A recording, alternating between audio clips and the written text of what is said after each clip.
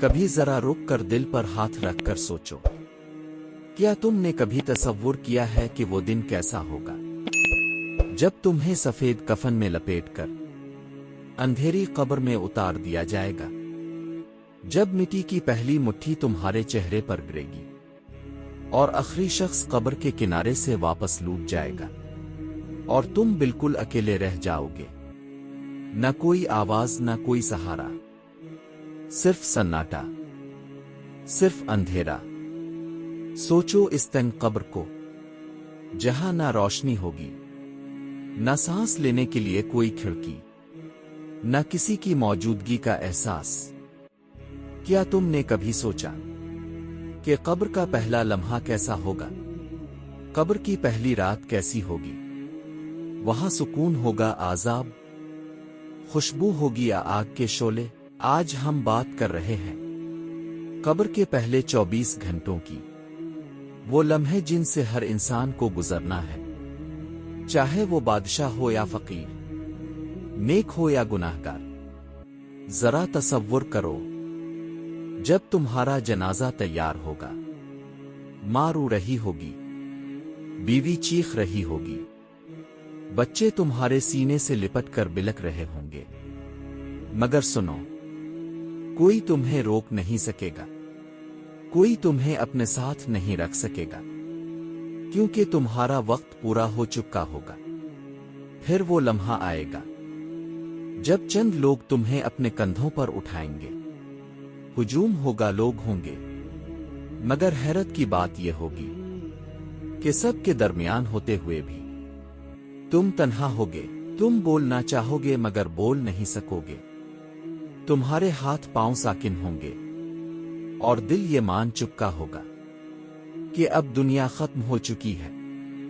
پھر سب سے خوفناک لمحہ، جب تمہیں قبر میں اتارا جائے گا، سفید کفن میں لپٹا ہوا جسم، ٹھنڈی مٹی، گہرا اندھیرا اور خاموشی۔ پھر آواز آئے گی، مٹی ڈال دو۔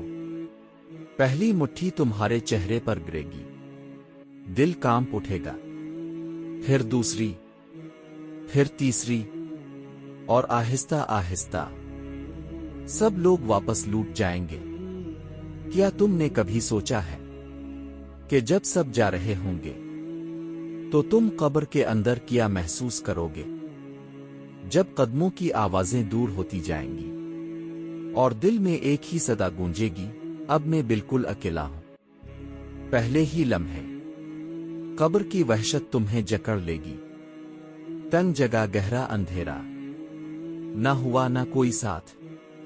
وہ دل جو دنیا کے شور میں کبھی خاموشی کو نہ جان سکا، آج اتنی گہری خاموشی میں ڈوب جائے گا کہ صرف اپنی دھڑکن سنائی دے گی۔ نیک انسان کے لیے قبر کشادہ ہو جائے گی، ٹھنڈک، روشنی اور سکون بن جائے گی، مگر گناہگار کے لیے قبر تنگ ہو جائے گی، حتیٰ کہ پسلیاں ایک دوسرے میں گھس جائیں گی۔ یہی وہ لمحہ ہوگا جہاں سے اصل زندگی شروع ہوگی۔ دنیا کا مال، دولت، خواہشیں سب وہیں رہ جائیں گی، تمہارے ساتھ صرف تمہارے اعمال ہوں گے۔ ذرا سوچو، قبر میں تمہارے ساتھ کون ہوگا؟ وہ قرآن جو تم نے پڑھا تھا، وہ نماز جو تم نے ادا کی تھی، وہ صدقہ جو تم نے چھپا کر دیا تھا، وہ گناہ، وہ جھوٹ، وہ ظلم جو تم نے کیے تھے۔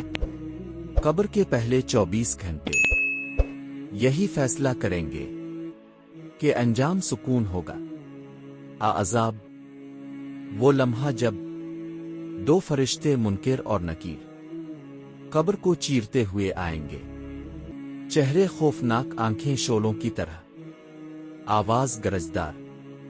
سوال ہوگا، تیرا رب کون ہے؟ تیرا دین کیا ہے؟ اس ہستی کے بارے میں کیا کہتا ہے جو تمہاری طرف بھیجی گئی؟ وہاں نہ کوئی کتاب ہوگی، نہ کوئی سہار الف، وہاں تمہارے اعمال ہی تمہارے جواب ہوں گے۔ نیک انسان کہے گا، میرا رب اللہ ہے، میرا دین اسلام ہے، اور محمد اللہ کے رسول ہیں۔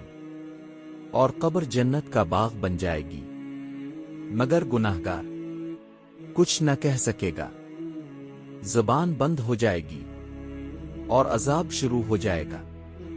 کیا تم نے کبھی سوچا ہے کہ اگر وہ جواب غلط ہو گیا تو دنیا کی ساری دولت، ساری شہرت کیا تمہیں بچا سکے گی؟